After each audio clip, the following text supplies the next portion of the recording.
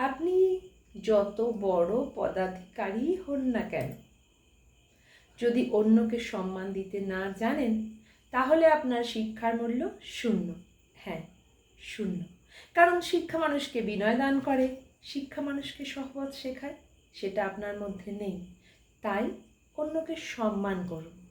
আপনি সম্মান দিলে তবেই আপনি সম্মান পাবেন। আপনি আপনার ঊর্ধ্বতন কর্তৃপক্ষকে কতটা তৈলমর্দন করছেন সেটা কোনো ফ্যাক্টর নয়। আসল কথা আপনি আপনার অধস্তনের সাথে কীরকম আচরণ করছেন। আর পদ, ওটা তো পার্মানেন্ট নয়। গতকাল একজনের ছিল, আগামীকাল আর একজনের হবে। তাই পদ নিয়ে অহংকার করবেন না প্লিজ।